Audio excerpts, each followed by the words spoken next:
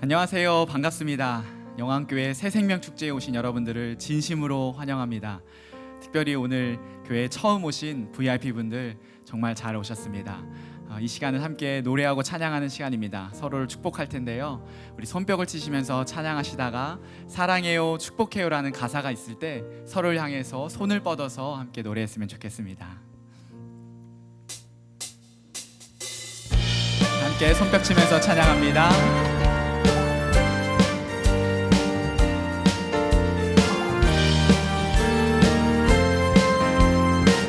고백합니다. 아주 먼 옛날, 아주 먼 옛날 하늘에서는 당신을 향한 계획이 있었죠. 하나님께서 바라보시며 좋았더라고 말씀하셨네. 이 세상 그 무엇보다 귀하게 나의 손으로 창조하였노라.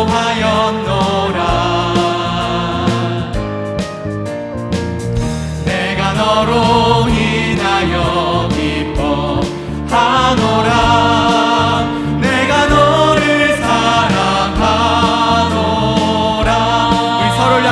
손을 뻗어 축복합니다. 사랑해요,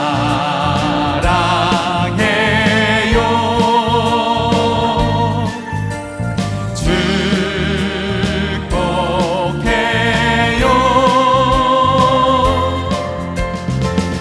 당신의 마음에 우리의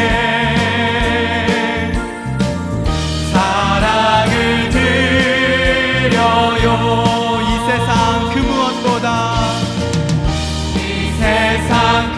무엇보다 귀하게 나의 손으로 창조하였노라.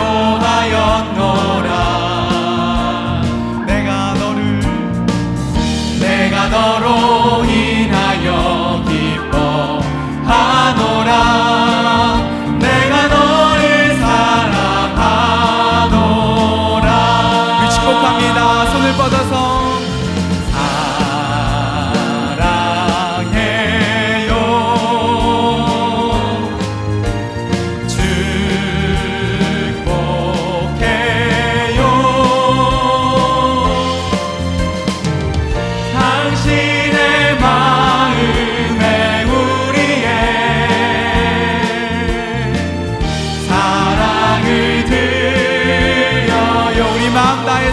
사랑해요, 축복해요.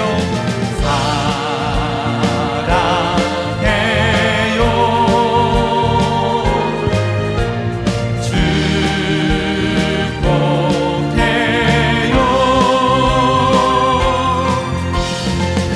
당신의 마음에 우리의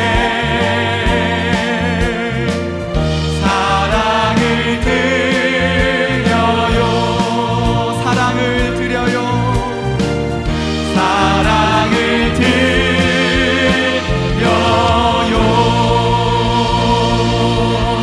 우리 옆에 있는 분들에게 사랑하고 축복합니다. 인사하겠습니다.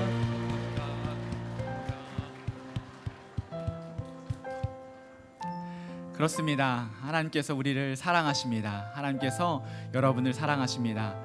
다음 찬양은 이 고백입니다. 교회에서 즐겨 부르는 찬양입니다. 예수님께서 우리를 얼마나 사랑하시는지 함께 고백하기를 원합니다.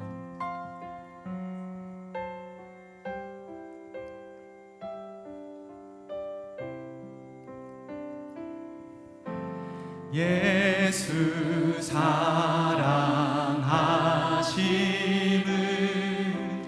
거룩하신 말일세. 우리들은 약하나 예수 권세가. 우리 2절 고백합니다. 나를 사랑하시고 나를 사랑하시고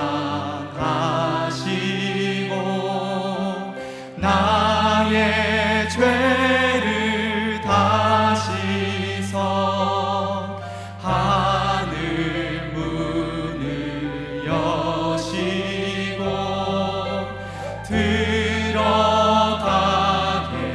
하시네. 날 사랑하신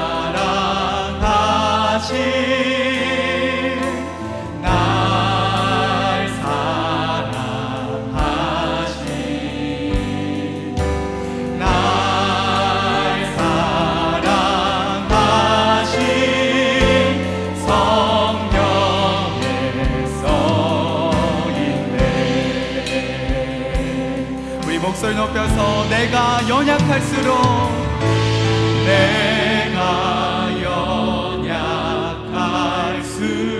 연약할수록 더욱 귀히 여기사 높은 보좌 위에서 낮은 나를 고백합니다. 날 사랑하신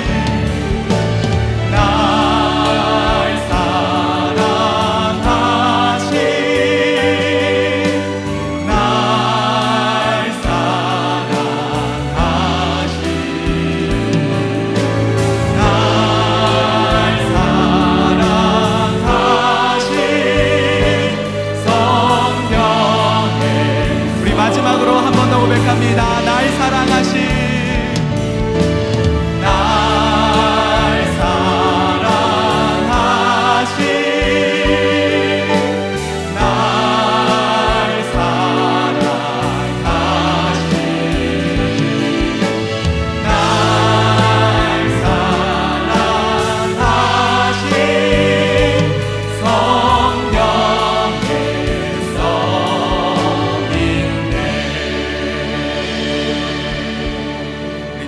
감으시고 잠시 기도하는 시간 갖겠습니다.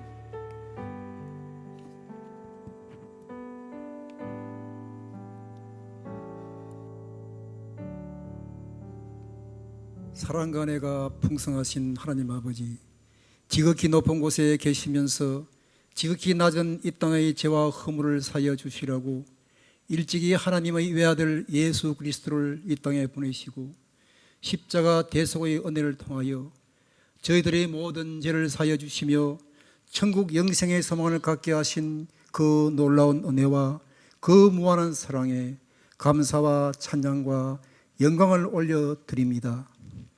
자비하신 하나님 아버지, 아직도 코로나19의 장기화로 온갖 어려움을 겪고 있는 우리 성도들의 가정 위에 부디 회복의 불길을 지펴주시옵소서.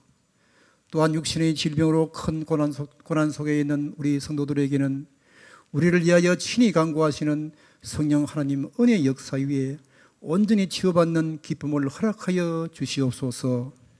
사랑의 하나님 아버지, 오늘은 저희들이 오랫동안 기도하며 준비한 새생명 축제의 날입니다. 이 세상 모래알같이 많은 사람들 가운데서 특별히 선택하셔서 오늘 이곳에 초청하신 한 사람 한 사람 VIP들이 지금까지는 하나님을 몰랐지만 세상의 험한 풍파 속에 길 잃은 양떼같이 흔들렸지만 이제는 참 목자 되시는 우리 주님을 만나 세상의 모든 무거운 짐들을 다 내려놓고 이제부터 영원까지 오직 믿음으로 승리하는 선한 삶을 살게 하여 주시옵소서. 오늘도 우리를 위하여 단위에 세우시는 박정근 단임 목사님을 영육간에 강건하게 지켜주시옵고 하나님의 귀한 말씀을 대언하실 때에 우리의 심령 속에 은혜의 생수가 차고 넘치기를 간구합니다. 우리를 구원하신 예수 그리스도 이름으로 감사하며 기도합니다. 아멘.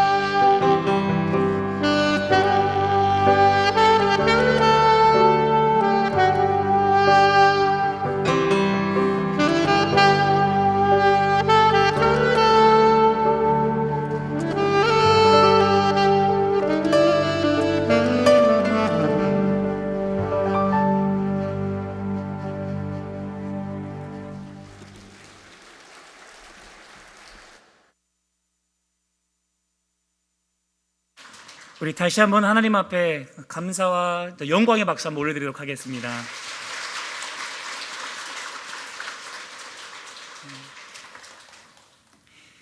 우리 이 시간에 다 함께 자리에서 일어나 우리의 찬양을 기뻐 받으시는 하나님의 이름을 높여 찬양하며 나아가겠습니다. 주의 이름 높이며 다 경배드리면서 나아가세. 주의 이름 높이며 다 경배드리면서 나아가세. 주의 이름 높이며 다 경배드리면서 나아가세. 주의 이름 높이며 다 경배드리면서 나아가세. 주께 오 경배해 우리 주의. 다시 한번 고백합니다. 오 경배해. 오 경배해 우리 주 예수.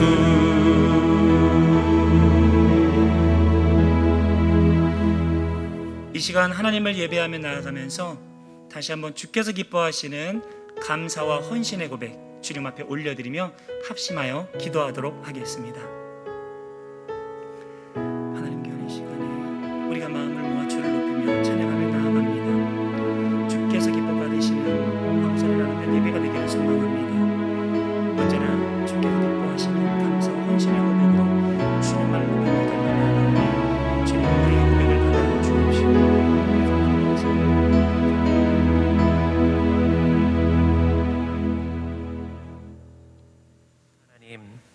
우리를 부르시고 인도하셔서 오늘 이 예배 자리에 있게 하심을 감사드립니다.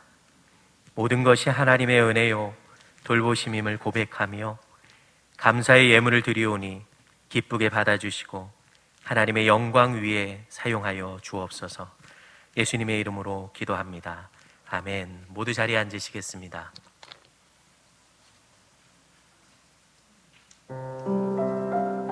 누구나 감당치 못할 고난 앞에서 그 어떤 사람의 위로도 무너져버린 마음을 다시 세울 수 없다고 느낄 때 여러분은 과연 누구를 찾으시겠습니까?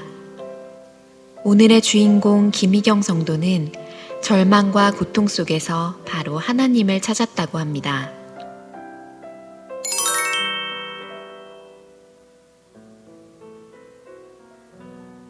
저는 현재 중2 초등학교 4학년 아이를 두고 있는 김희경 성도라고 합니다.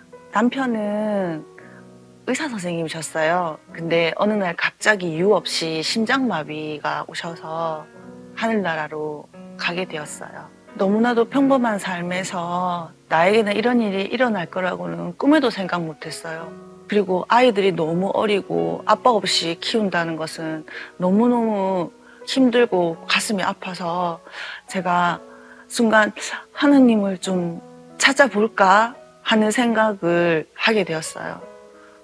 네, 희경 씨는 저희 남편의 친구의 아내로서 처음에 소개를 받았고요. 희경 씨가 남편이 돌아가시는 큰 일을 당하게 되셔가지고 희경 씨의 막막함과 그 아픔이 저의 일인 것처럼 그렇게 느껴지게 되었고, 그때 하나님께서 주신 마음이 교회로 데리고 왔으면 좋겠다, 그런 제 마음이 들어서 희경 씨에게 연락을 하게 되었습니다. 조심스럽게 희경 씨에게 교회에 나오지 않겠냐고 물었을 때 희경 씨가 너무나도 기다렸다는 듯이 교회 가고 싶다고 이렇게 말해가지고 저도 깜짝 놀라고 함께 교회를 나오게 되었습니다. 마치 전도해주길 기다렸다는 듯 교회에 가겠다고 하자 조영화 집사님도 많이 놀랐다는데요.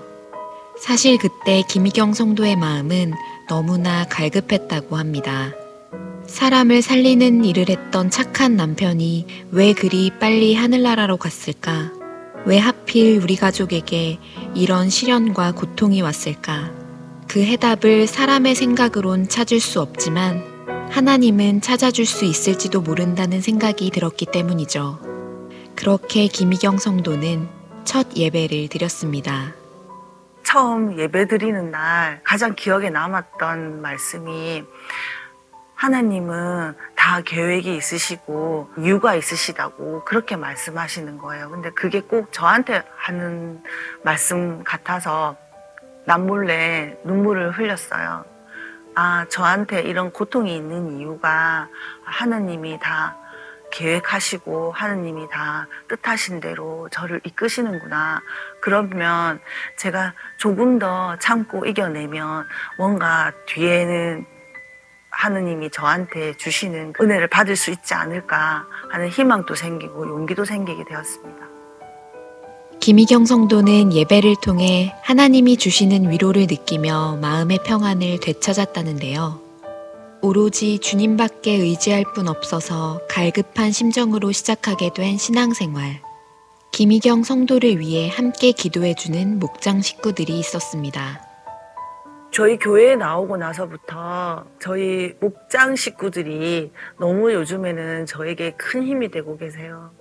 일주일에 한 번씩 목장 식구들을 만나면 항상 위로해주고 힘든 일이 있을 때 같이 기도해주고 그게 얼마나 힘이 되던지 제가 항상 목장 식구들과 저희 목원들을 너무 사랑하고 너무 감사하고 항상 저에게 힘이 되어주셔서 너무 행복합니다. 희경 씨가 진짜 하나님만 붙들거든요. 그렇게 하나님만 붙들게 되는 그 모습이 저희가 그 희경 씨의 모든 아픔을 다 알 수는 없지만 너무나도 감동이거든요. 항상 자기는 하나님밖에 붙들 뿐이 없다. 그게 정말로 감동이 되어서 오히려 우리 성도들이 희경 씨가 VIP였는데 지금은 우리가 희경 씨 VIP가 되어서 많은 감동, 하나님 주시는 그 감동을 받고 있습니다. 그래서 이제 희경 씨가 우리 목장 안에서 자리 잡고 다른 성도를 또 위로하고 또 다른 성도가 또 희경 씨한테 또 위로함을 받고 그런 모습들을 제가 볼 때 제 신앙도 또 성장하게 되고 또 그 안에서 모든 것을 합력하신 하나님을 또 만나게 되고 희경 씨를 이제 하나님이 주신 마음으로 손을 잡고 교회를 데리고 왔을 뿐인데 하나님께서는 제 영혼을 살리셨고 그 우리 목장 안에 있는 또 지체들의 영혼을 살리신 것 같아서 너무 감격스럽습니다. 눈물이 나네. 저는 요한복음 3장 16절 말씀이 생각이 납니다. 하느님이 세상을 이처럼 사랑하사 독생자를 주셨으니 이는 그를 믿는 자마다 멸망하지 않고 영생을 얻게 하려 하심이라. 예수님께서 십자가에 못 박혀 고난을 받으실 때 그 고난을 왜 받느냐? 너를 진정으로 이만큼 사랑하셔서 너의 고통과 힘듦은 다 내가 짊어지고 갈 테니 죄송합니다. 말이 안 나.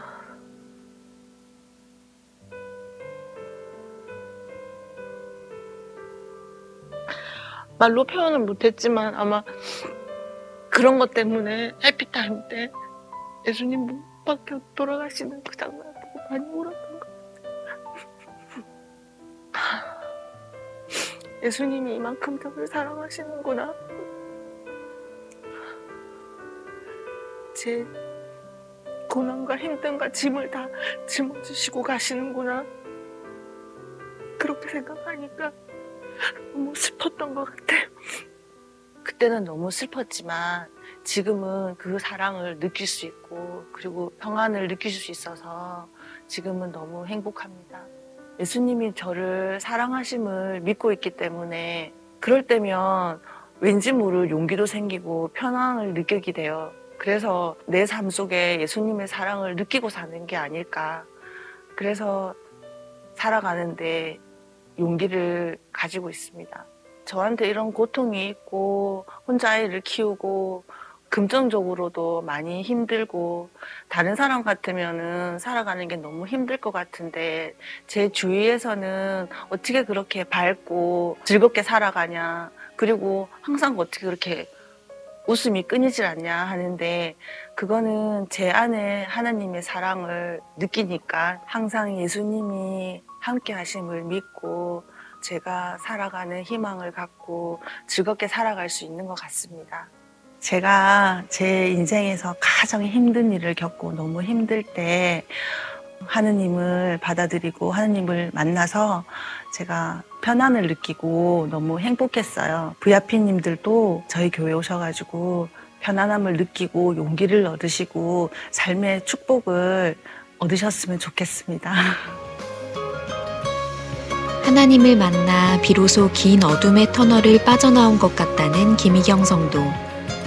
사람이 줄 수 없는 하나님의 위로와 사랑을 깨달은 후 김희경 성도는 다시 밝은 웃음을 되찾았습니다. 그리고 하나님께 받은 그 감동을 나누는 자가 되었는데요.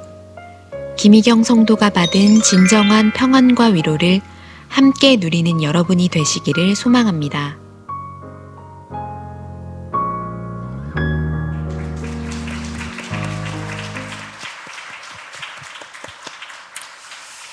네, 이 복된 자리에 오신 모든 분들 진심으로 사랑하고 환영합니다. 또한 우리 VIP로 오신 성도님들, 함께 오신 분들 잘 오셨습니다.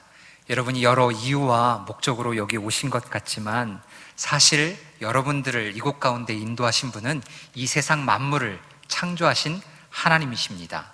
또한 우리 여러분들을 위해서 영안교회 성도님들이 약 한 3개월 동안 여러분들의 이름을 놓고 기도하였습니다. 그리고 그 기도가 응답되었습니다. 이 짧은 시간 영상을 통해 소개되었던 것처럼 김희경 성도님이 만나신 그 하나님을 우리 여러분들도 만나시고 또한 그 안에 참된 평안과 쉼을 얻는 귀한 시간 되길 소망하고 기도합니다. 저희 영안교회는요, 예배당이 2개 있습니다. 이곳 센텀에 하나 있고 가야당에 있습니다. 저희가 영상으로 인사를 하는데요, 이번에 인사할 때는 참 평안 얻으세요 라고 인사하면 좋겠습니다. 먼저 우리 센텀에 있는 성도님들이 가야에 있는 성도님들께 인사할 텐데요, 한번 큰 소리로 인사하겠습니다. 시작! 참 평안 얻으세요.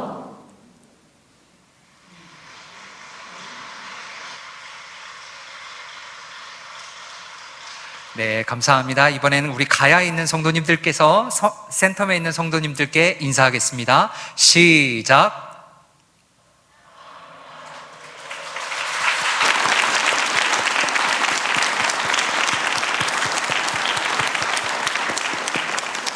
네, 감사합니다. 짧은 광고 말씀 드리겠습니다.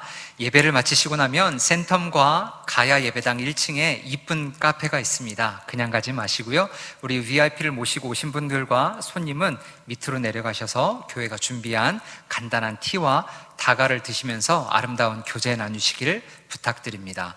또한 다음 주는 저희가 추수감사 주일로 드려지게 됩니다.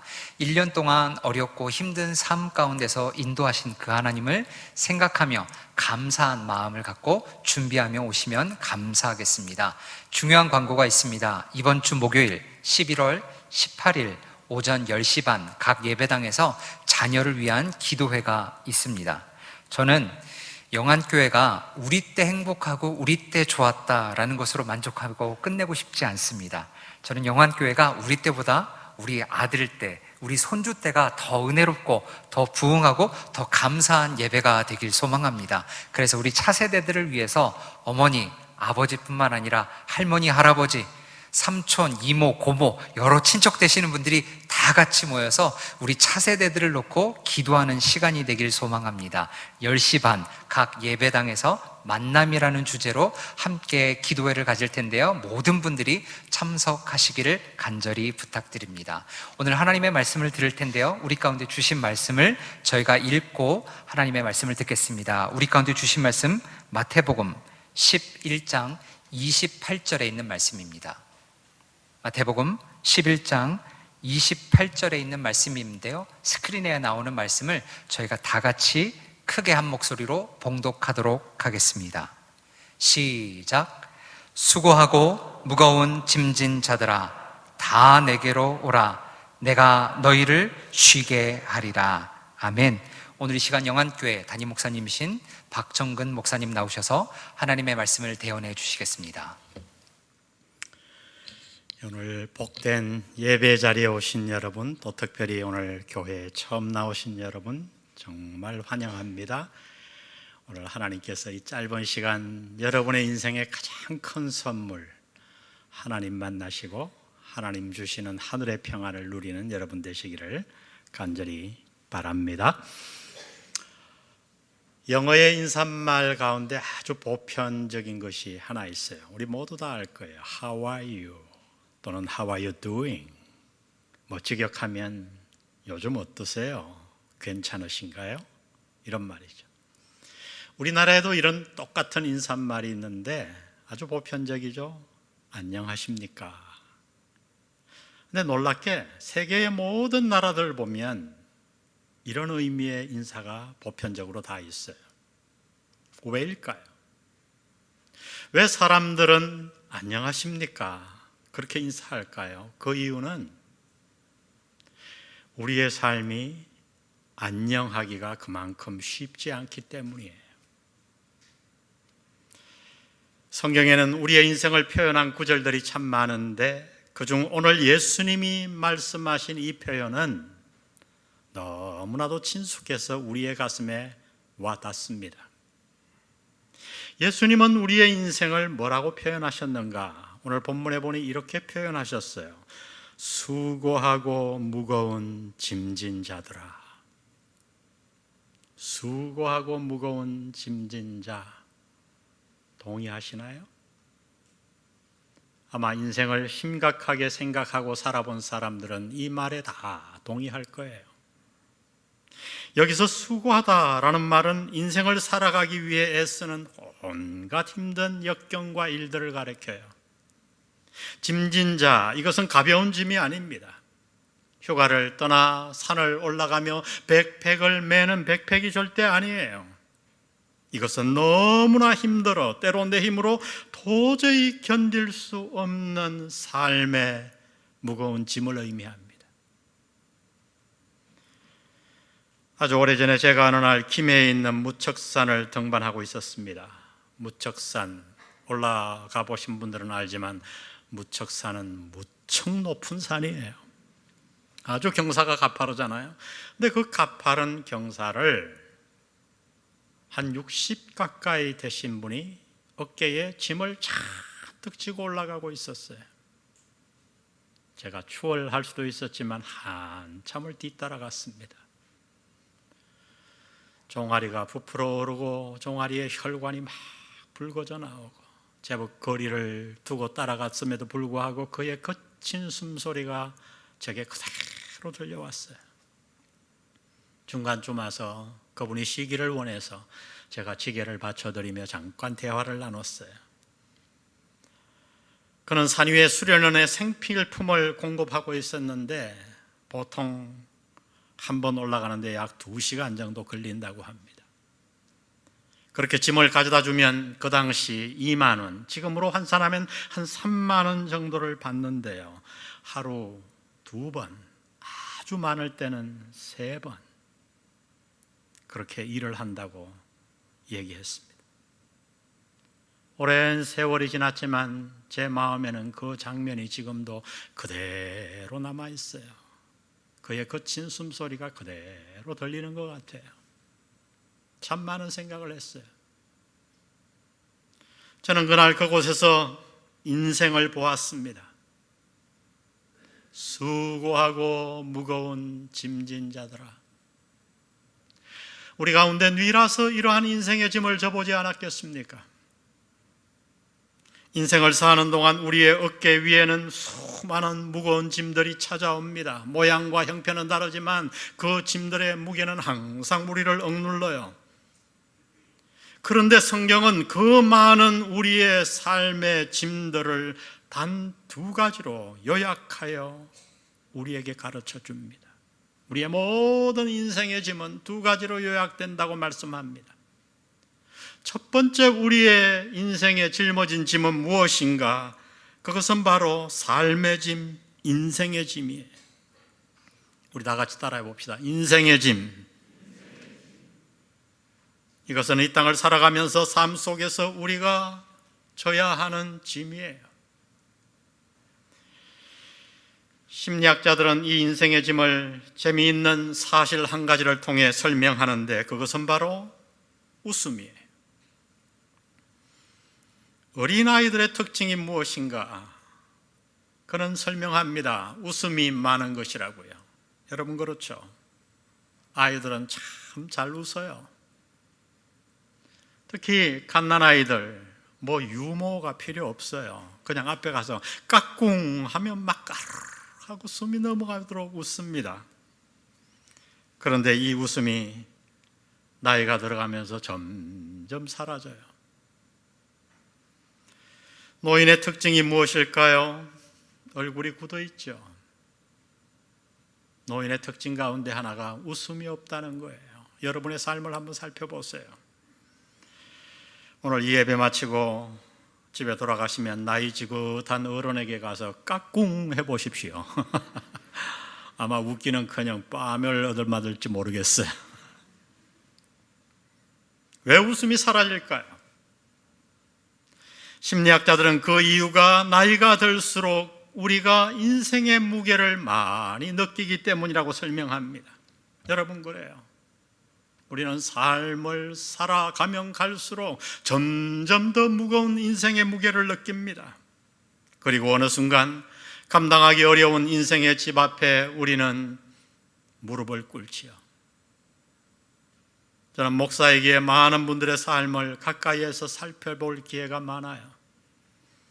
목회를 하면서 저에게 가장 힘든 일을 말하라고 한다면 저는 망설이지 아니하고 감당할 수 없는 삶의 무게에 눌려 무너져가는 분들을 옆에서 바라보는 것이라고 저는 말할 거예요.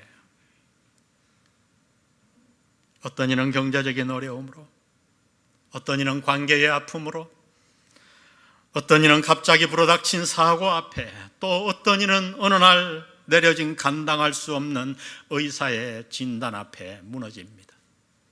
자신만 무너지는 것이 아니라 가족 모두가 무너집니다. 자신의 아픔은 참을 수 있지만 아무것도 할 수 없는 어린 자녀들 앞에 불어닥친 인생의 짐을 바라보면서 그들은 몰래 흐느껴 웁니다. 사랑하는 이를 갑자기 떠나보내고 주저앉은 사람들, 얼마든지 내가 대신 죽어줄 수도 있는 사랑하는 그 자녀를 먼저 떠나보내고 오열하는 이들. 여러분 누구라서 이러한 짐을 져보지 않았겠습니까? 아니 누구라서 이 인생의 짐을 피할 수 있겠습니까? 이것이 예수님이 말씀하시는 우리의 인생입니다. 우리는 누구인가? 수고하고 무거운 짐진 자들이에요. 겉으로 표현은 하지 않지만 우리 모두는 이 인생의 짐 앞에 헐떡이고 있습니다. 왜 우리의 인생은 그리도 살기가 어려운가요? 왜 하루하루 살아가는 것이 이리도 빡빡할까요? 그 이유는 우리의 인생에 짐이 있기 때문이에요.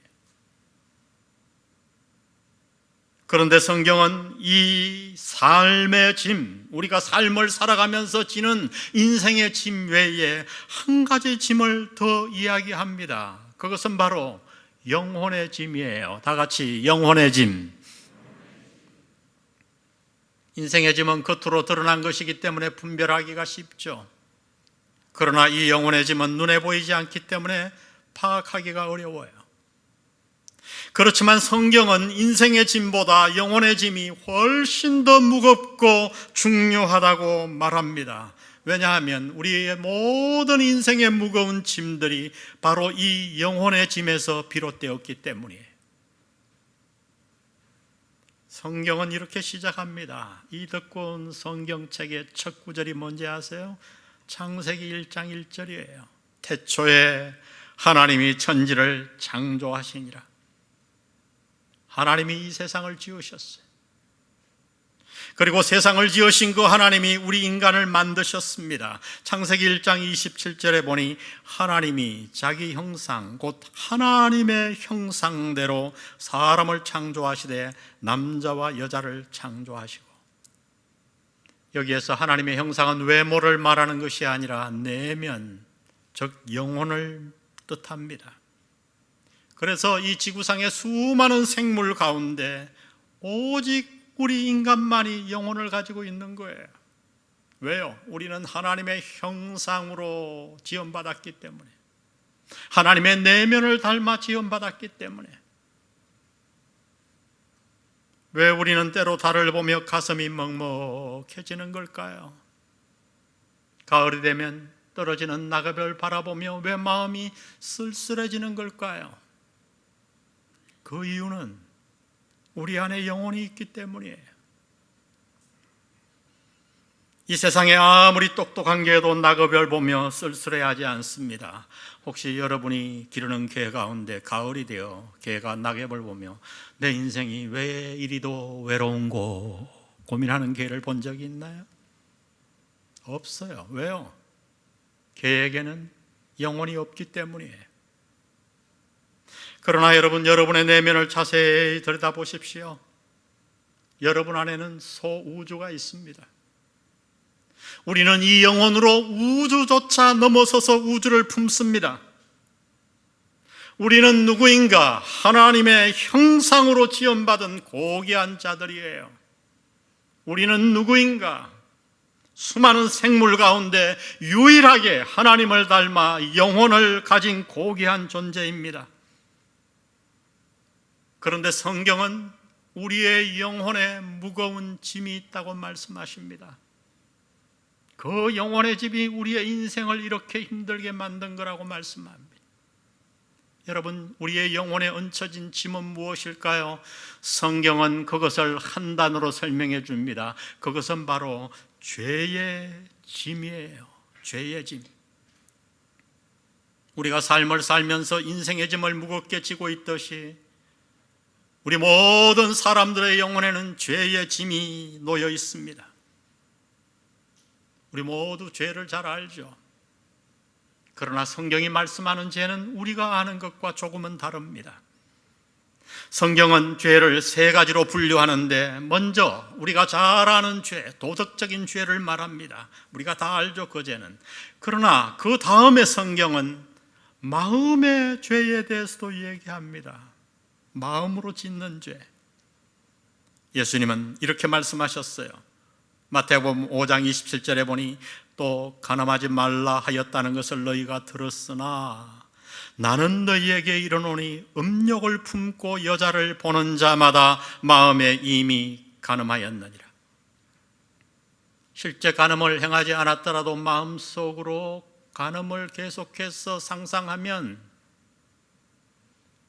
하나님 보시기에 간음죄를 범한 것이라고 말씀하는 거예요. 왜 못했는가? 완벽한 환경이 오지 않아서. 예수님은 이 똑같은 말씀을 살인에 대해서도 적용해 주셨어요. 우리가 마음으로 누군가를 죽이고 싶도록 미워하는 그 순간, 내가 실제로 누군가를 죽이지 않았더라도 하나님 보시기에는 살인죄를 범한 것으로 간주한다는 거예요. 여러분, 당신은 하루에 몇 번 마음으로 죄를 짓습니까? 3번요? 그러면 당신은 성자입니다. 우리가 마음으로 하루 3번 죄를 지으면 평생에 9만 번의 죄를 짓는 거예요. 그러나 성경은 이 도덕적인 죄와 마음의 죄보다 훨씬 더 큰 죄 한 가지를 말씀하는데, 그것은 바로 나를 지으신 창조주 하나님을 모르는 죄예요. 하나님이 나를 만드셨는데 나는 그 하나님을 모르고 나는 우연히 이 땅에 왔어, 내 인생은 내가 주인이야, 하나님을 무시하고 나를 사랑하시는 그 하나님을 배척하며 내 마음대로 사는 것, 그것을 성경은 가장 큰 죄라고 말합니다. 아니, 내가 하나님을 모르는 게 왜 그렇게 큰 죄지? 여러분, 이것은 부모와 자녀의 관계를 생각해 보면 금방 이해가 됩니다. 자녀가 부모에게 지을 수 있는 가장 큰 죄가 무엇일까요? 나쁜 짓 하는 것? 예, 죄죠. 공부 못하는 것? 한국에서는 중재 중에 중재죠. 사실 부모는 자녀의 어떤 죄도 다 용서할 수 있어요. 자녀가 살인죄를 범해도 부모는 그를 안습니다. 그러나 한 가지, 자녀가 부모를 부모로 인정치 않을 때 부모의 마음은 가장 아픕니다. 사랑하고 싶어도 사랑할 수가 없잖아요. 나를 부모로 인정하지 않는데 무슨 수로 사랑해요? 제가 미국에서 유학할 때 한 가정이 한국에서 이민을 왔어요.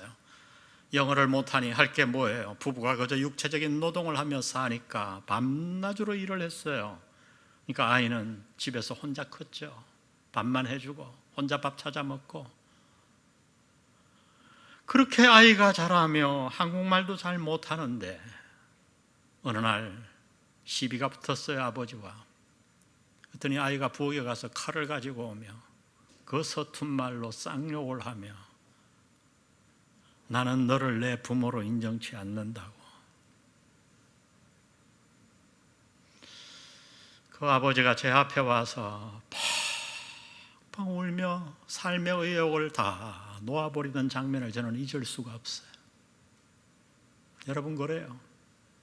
자녀가 부모에게 지을 수 있는 가장 큰 죄는 부모를 부모로 인정치 않는 거예요. 여러분, 마찬가지입니다. 우리 피조물이 하나님께 지을 수 있는 가장 큰 잘못은 바로 나를 만드시고 나를 사랑하시는 그분을 인정하지 않는 거예요. 그래서 성경 가운데 이사야 53장 6절은 이렇게 말씀합니다.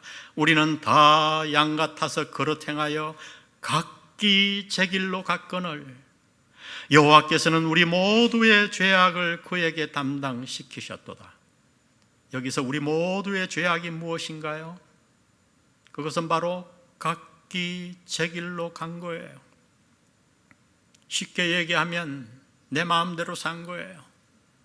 하나님이 나를 만드시고 나를 사랑하시고 나를 기다리시는데 하나님을 믿느니 내 오른손을 믿어라. 그리고 내 인생은 내 거다. 그리고 내 마음대로 하나님을 인정치 않고 하나님을 떠나간 것, 이것이 우리 피조물이 창조주 하나님께 범할 수 있는 가장 큰 죄입니다. 우리는 도덕적으로 죄를 범했고 마음으로 수도 없이 죄를 짓고 나를 사랑하시는 하나님을 멀리 떠나 살았습니다.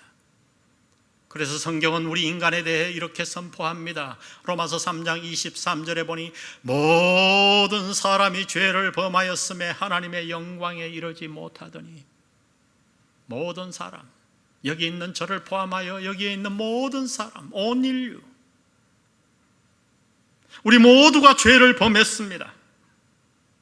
그런데 성경은 이 죄가 왜 중요한가를 말씀하며 죄에 대해 한 가지를 이렇게 말씀합니다. 아주 짧게. 로마서 6장 23절에 보니 죄의 삭은 무엇이요?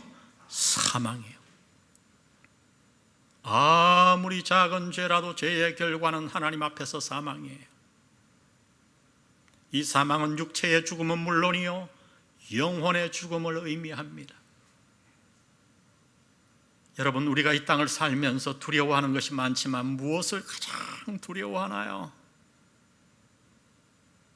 그것은 바로 죽음이에요. 무엇이 우리의 인생을 그렇게 무겁게 억누르나요? 바로 죽음입니다. 죽음은 우리의 모든 것을 무효화합니다.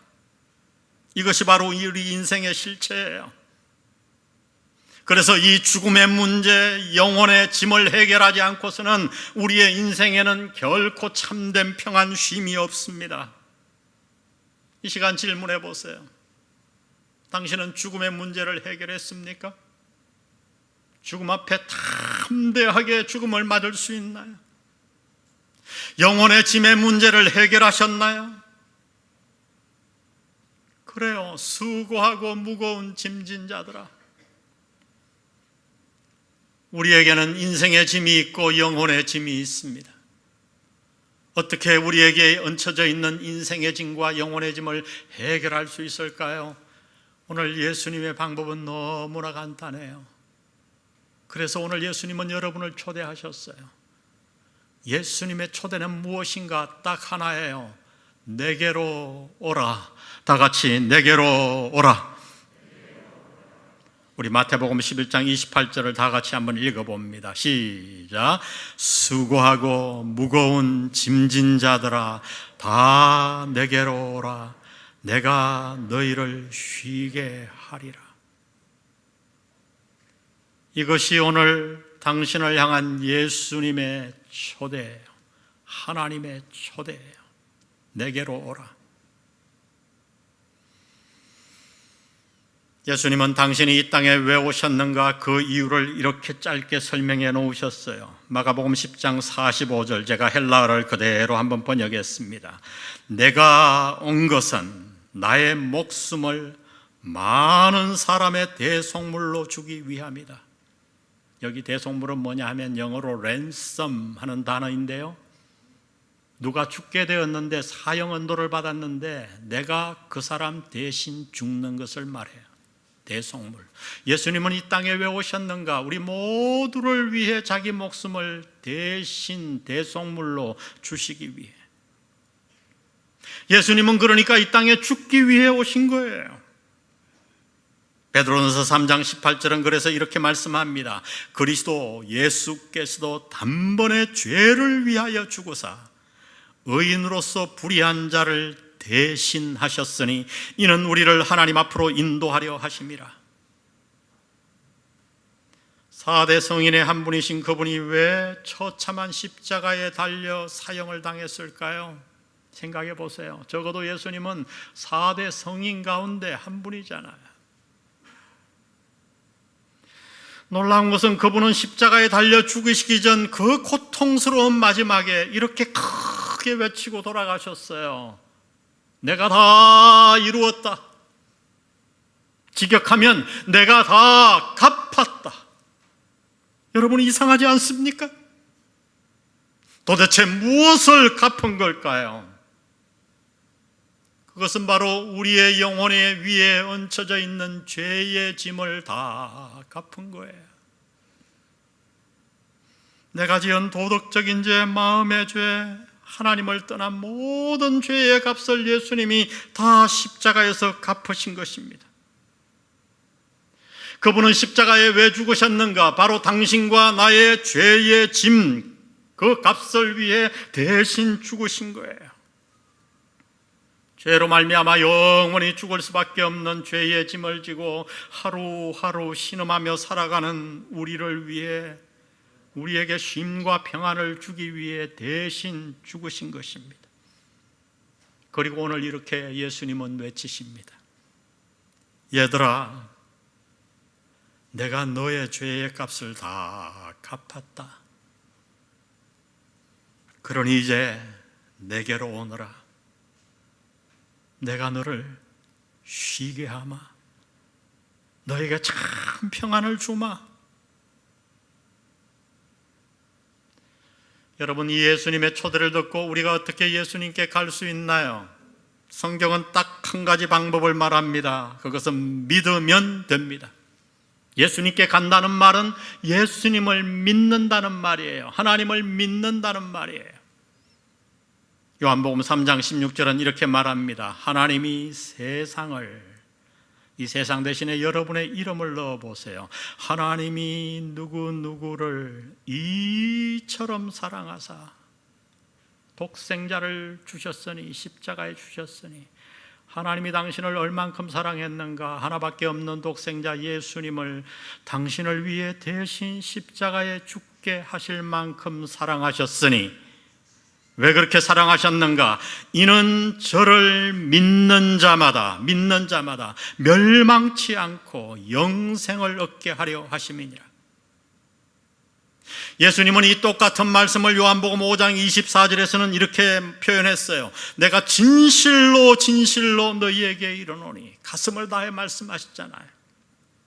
내 말을 듣고 나의 초대를 듣고 또 나 보내신 이를 믿는 자는 영생을 얻었고 심판에 이르지 아니하나니 사망에서 생명으로 옮겼느니라. 여러분, 예수께 간다는 말은 그분을 믿는다는 것을 의미해요. 내가 우연히 이 땅에 던져진 존재가 아니라 하나님이 나를 만드셨음을 믿어야 합니다. 또한 내가 지금까지 그 사실을 모르고 하나님을 멀리 떠나 내 마음대로 살았음을 시인해야 합니다. 그 결과 인생의 짐뿐만 아니라 영혼의 짐이, 죄의 짐이 나를 누르고 있음을 인식해야 돼요. 그런데 나를 사랑하신 예수님이 내 영혼의 짐, 죄의 짐을 대신 지시고 십자가에 죽으셔서 내 영혼 위에 얹혀진 그 짐을 벗겨주셨어요. 그리고 남은 생 이 땅에서 내가 짊어지고 갈 그 인생의 짐을 대신 져주시겠다고 약속하십니다. 이 사실을 믿기만 하면 하나님이 주시는 쉼을 얻습니다. 영생을 얻습니다. 하나님의 자녀가 됩니다. 이것이 당신을 향한 예수님의 초대예요. 죽음이 전혀 겁나지 않아요. 저는 여러분 앞에 말씀드립니다. 저는 죽음이 1%도 겁나지 않아요. 오늘 밤 죽는다고 해도 저는 기쁨으로 갈 수 있어요. 우리 성도들 가운데 그런 분들이 많아요. 그렇게 이 땅을 떠난 분들이 얼마나 많은지요. 왜요? 죽음 이후에 내가 영원히 살 것을 믿으니까. 죽으면 하나님 품에 안겨 하나님과 영원히 살 것을 믿으니까 이제 나는 내 영혼의 짐이 없어졌어요. 그리고 이 땅을 용기 있게 살아갈 수 있어요. 왜요? 이 땅의 짐은 내가 질 수 없잖아요. 그런데 하나님이, 능력의 하나님이 나를 보호하시고 나를 붙드시고 내 짐을 대신 져 주십니다. 이 평안을 주시기 위해 예수님은 오늘 당신을 초대하십니다. 얘야, 수고하고 무거운 짐진 자야, 내게로 오거라. 내게로 와. 내가 너를 쉬게 하마. 이 예수님의 초대에 응하셔서 하나님 만나시고 영생 얻으시고 쉼을 얻는 여러분 되시기를 예수님의 이름으로 축복합니다. 오늘 처음 나오신 분들 좀 낯선 찬양이겠지만 너무 쉽고 간단하기 때문에 오늘 예수님의 이 말씀을 노래로 만든 찬양이 있어요. 이 찬양을 우리 한번 다 같이 예수님이 나에게 말씀하는 음성으로 한번 불러보겠습니다.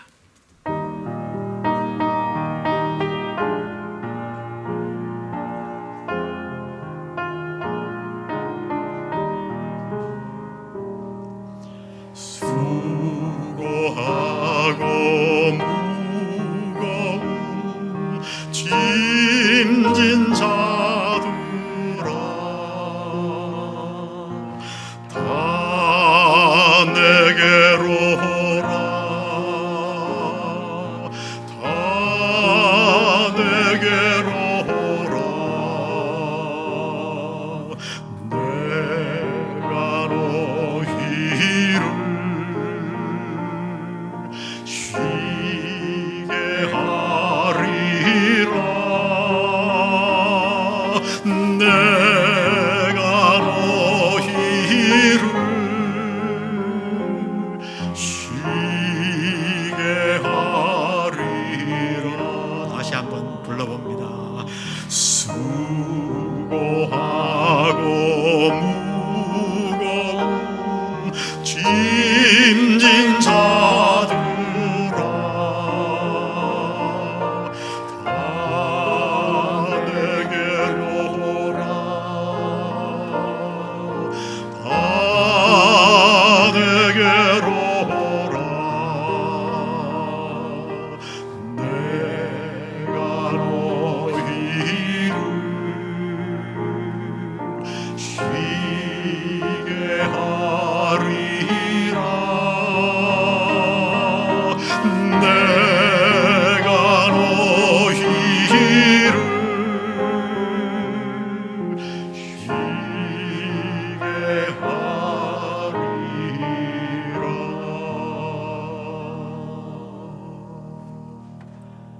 시간 아주 잠깐 모두 눈을 감으시고 기도하겠습니다. 한 사람도 눈을 뜨지 마시고 오늘 처음 예배당에 오신 여러분, 이 짧은 시간 어떻게 성경의 모든 진리를 다 이해할 수 있겠습니까? 그러나 오늘 예수님이 당신을 향한 이 쉬운 말씀을 통해 한 가지를 당신은 아셨을 거예요. 하나님이 당신을 사랑하십니다. 그리고 하나님이 당신을 기다리십니다. 집 나간 자녀를 기다리던 부모의 심정으로 예수님은 오늘 당신을 이렇게 초대하십니다. 수고하고 무거운 짐진 자야, 내게로 오거라. 내게로 와. 내가 너를 쉬게 하마. 너에게 영생을 주고 내 영혼에 있는 죄의 짐을 다 벗겨주고 앞으로 있을 네가 감당하지 못할 수많은 인생의 짐을 내가 대신 져주마. 내게로 오너라. 제가 여러분을 위해 기도해 드리기를 원합니다. 오늘 이 말씀 듣고 목사님 저를 위해 기도해 주세요. 제가 예수님께 가고 싶어요. 예수님의 초대에 응하고 싶어요. 그런 분은 모두 눈을 감으세요. 오른손을 여러분의 왼쪽 심장 위에 올려주십시오. 감사합니다. 여러분, 이건 부끄러운 일이 아니에요. 제가 기도해 드리겠습니다. 그렇게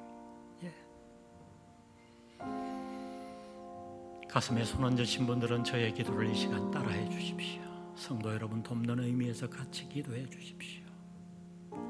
하나님, 저를 기다려 주셔서 감사합니다. 예수님, 나의 죄의 값을 위해 대신 돌아가심을 감사합니다. 그리고 저를 초대해 주셔서 감사합니다. 이제 예수님께로 갑니다. 나를 받아 주십시오. 자녀로 삼아 주십시오. 영생을 허락하여 주십시오. 예수님의 이름으로 기도합니다. 계속해서 제가 짧게 여러분을 위해 기도합니다. 하나님 아버지, 수많은 분들이 가슴에 손을 얹고 기도했습니다. 우리가 이분들을 초대한 것 몇백 배의 마음으로 하나님이 저분들을 기다리고 계심을 우리는 압니다. 하나님 아버지, 예수님의 이 놀라운 초대를 오늘 저들이 마음에 받고 예수님께 나아가 이 땅을 만드시고 우리를 만드시고 지금도 목숨을 주시기까지 우리를 사랑하시는 그 예수님을 만나 인생의 모든 짐을 벗고 평안과 기쁨으로 살아가는 하나님의 자녀되게 축복하여 주옵소서. 예수님의 이름으로 기도합니다. 마지막으로 한 가지만 부탁드립니다. 오늘 여러분 카드를 다 받으셨을 텐데 아마 모시고 온 분이 다 인적사항을 적었을 거예요. 가슴에 손 얹고 기도한 분들, 혹시 그렇지 못하다고 하더라도 여러분 거기다 표시해 주시면 저희들이 여러분 귀찮게 하지 않습니다. 우리 교회 그런 교회 아니에요. 여러분을 위해 계속 기도해 드리고 좋은 책자도 보내드리고 여러분을 돕기를 원합니다. 카드 여러분이 좀 이 시간 기록해 주면 좋겠습니다. 참 간단하고 좋은 찬양인데요, 우리 이 찬양 기록하는 동안 다시 한번 부릅니다. 수고하고 무거운 짐진 자들아.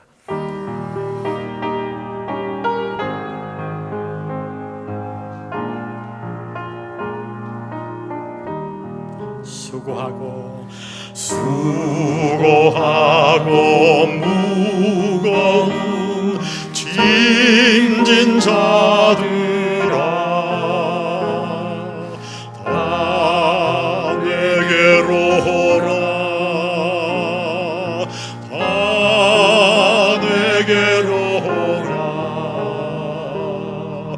내가 너희를 쉬게 하리라. 내가 너희를 쉬게 하리라.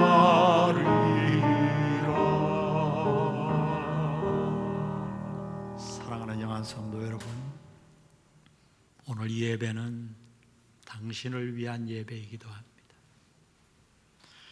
혹시 코로나로 너무 힘들어 나도 모르게 인생의 짐을 가득 짊어지고 주저앉아 계시는 분이 이 자리에 있습니까? 오늘 당신을 향한 예수님의 초대에 응하십시오.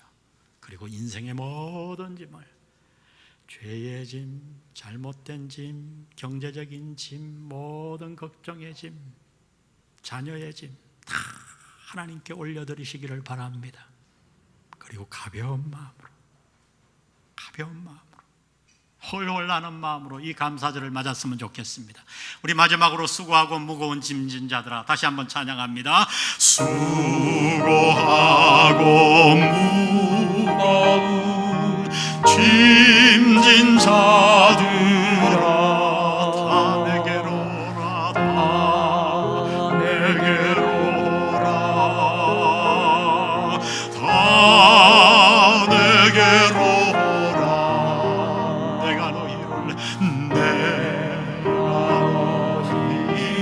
쉬게 하리라, 쉬게 하리라.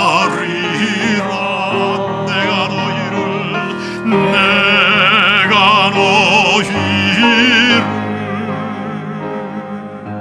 쉬게 하리라.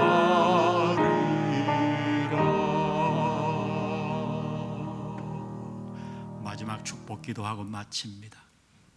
성부, 성자, 성령의 은혜가 오늘 예수님의 초대를 받고 예수님께 나아가기로 원하는 자들과 나도 모르게 인생의 짐을 지고 살았음을 깨닫고 예수님께 짐을 맡기고 평안 가운데 살기로 작정하는 모든 성도들 위해 지금부터 영원히 함께 하시기를 예수님의 이름으로 축원합니다.